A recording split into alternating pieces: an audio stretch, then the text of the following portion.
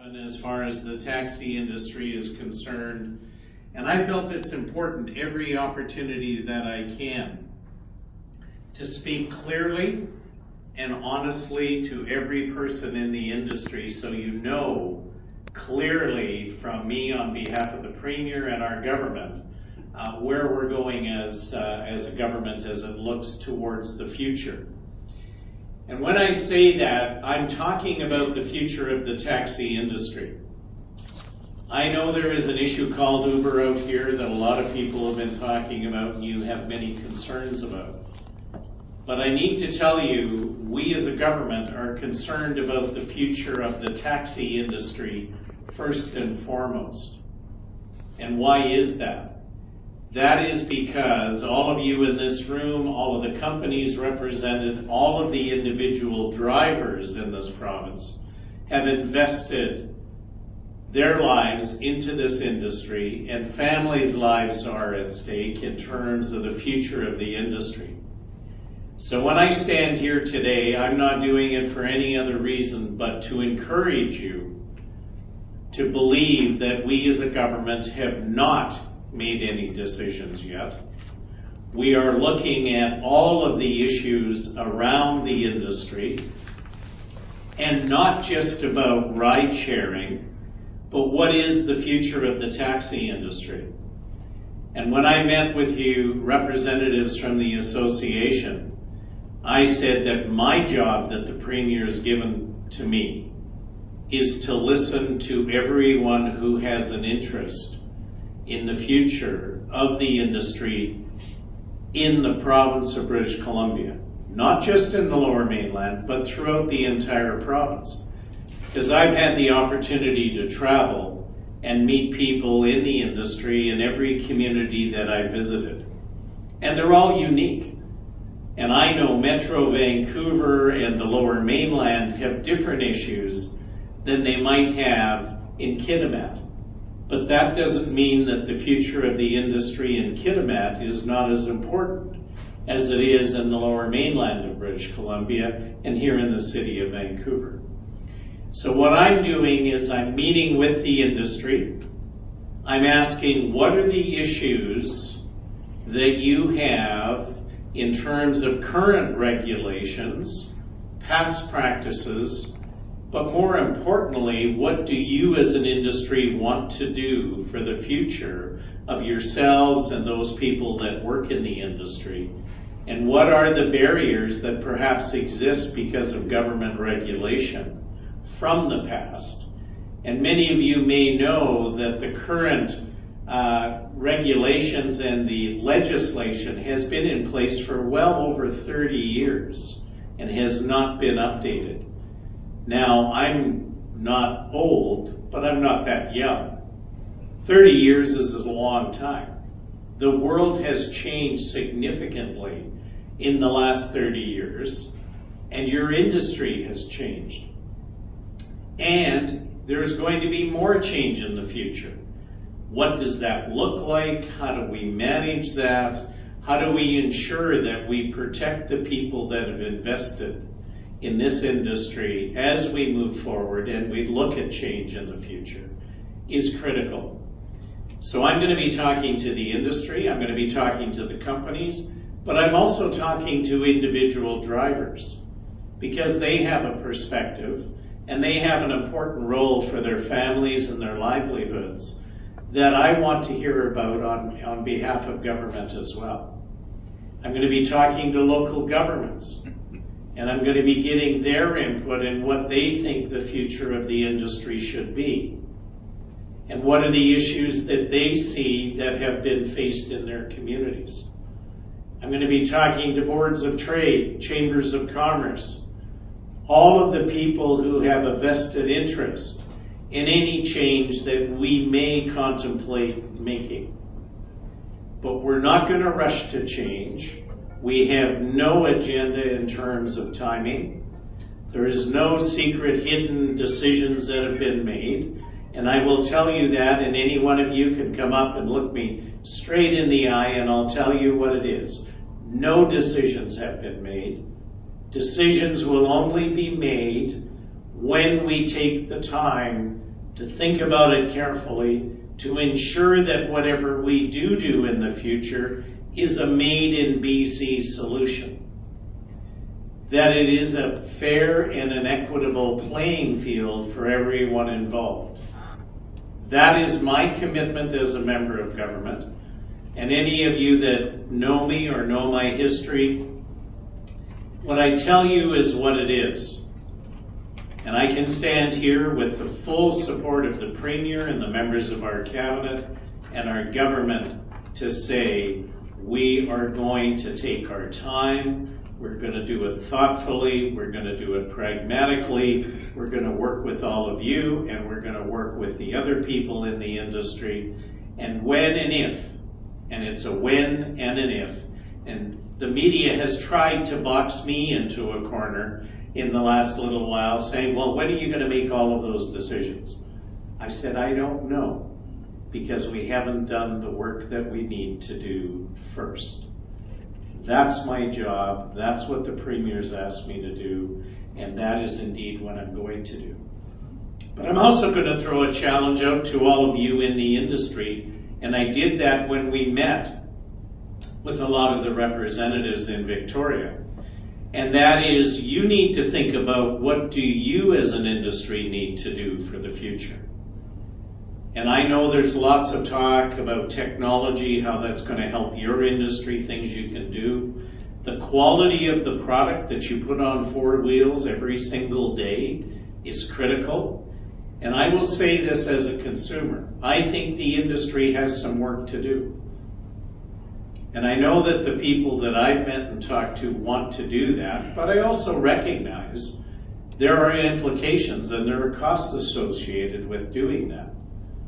That's why I want to hear from the industry as well as to what are you prepared to do, what do you think you need to do, and how can we as government help by regulation or whatever it may be in the future, any changes we make.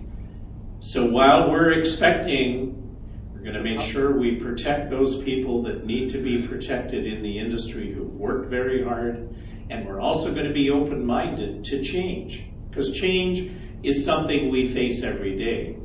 But we're not rushing to change, and we're going to make sure we do it right.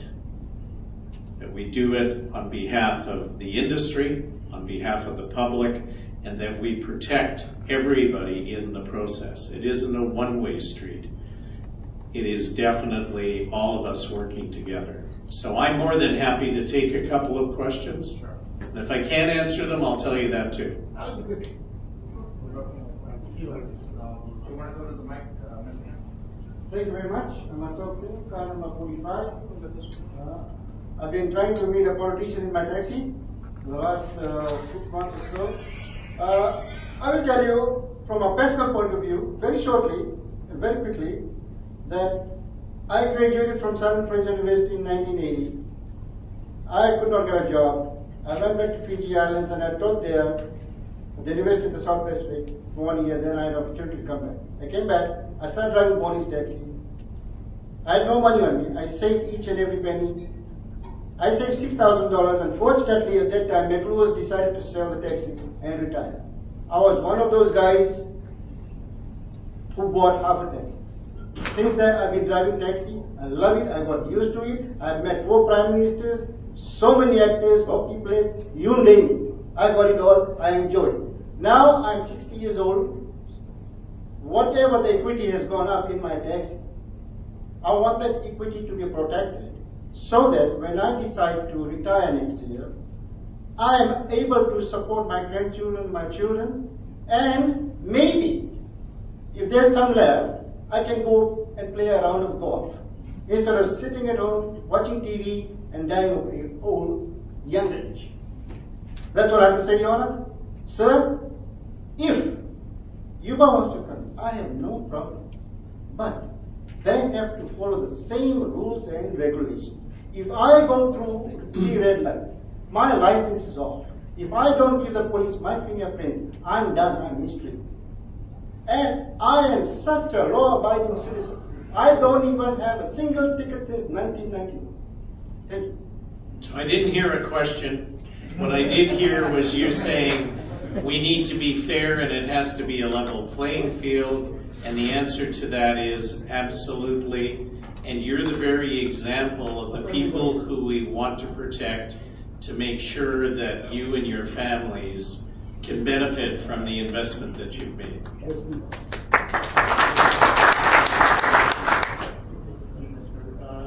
My name is Amardeep Khan. Yellow cab number 15. Can I hear you?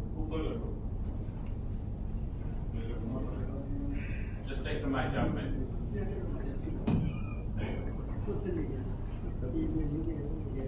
My name is Amardeep Kang, and my cab number is Yellow Cab 15, as per the instructions.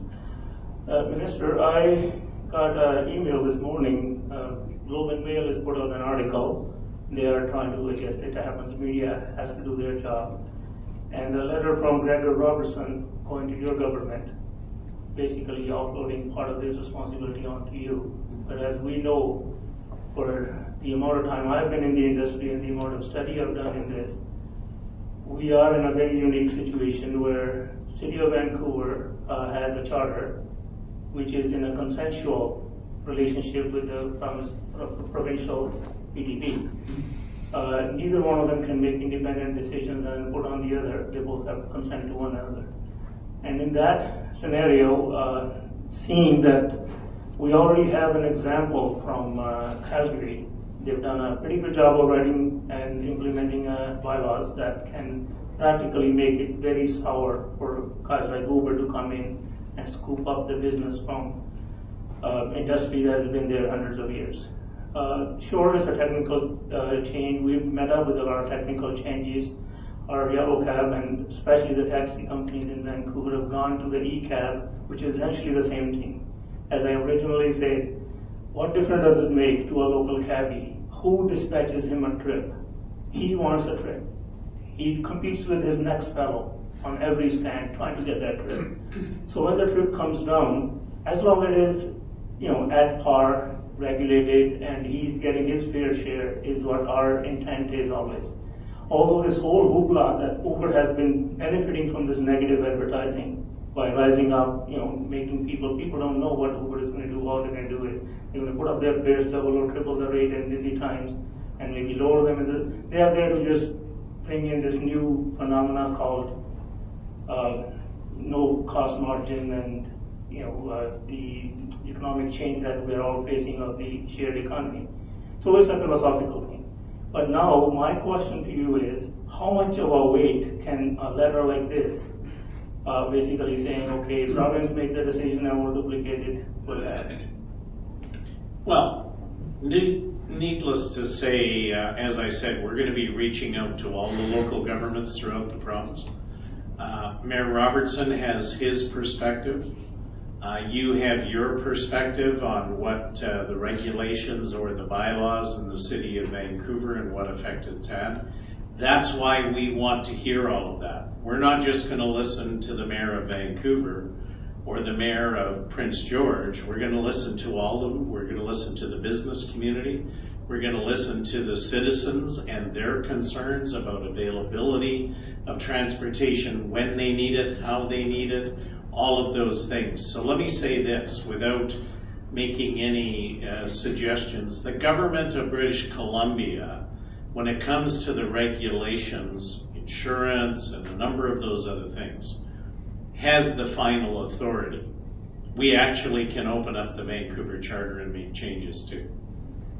So we're going to look at everything, but as I said, we're not rushing, and I don't want to in any way, shape, or form put up barriers for good, healthy dialogue, even good, healthy disagreement, by taking a position that is going to get someone's backup.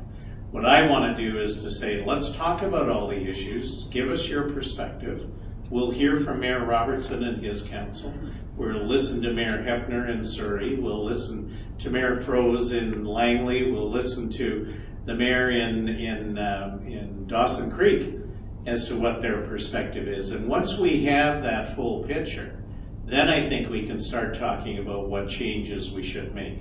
But we want to hear from your industry.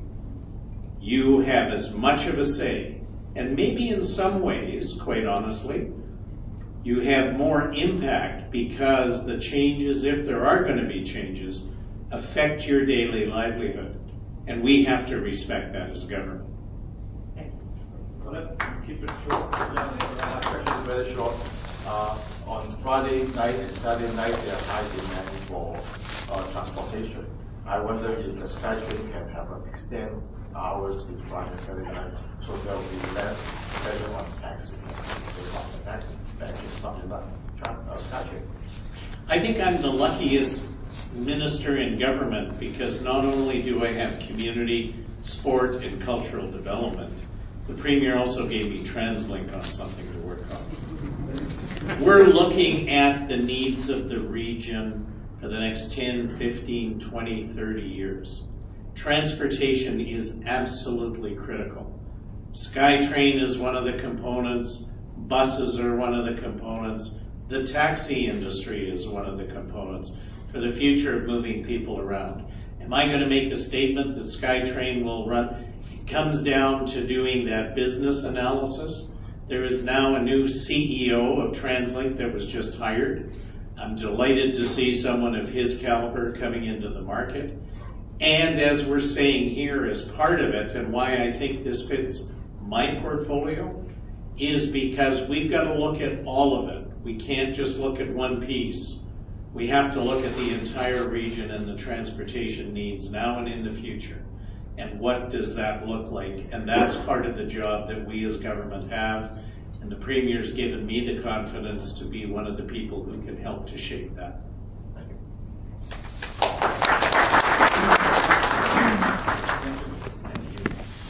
Thank you, Minister.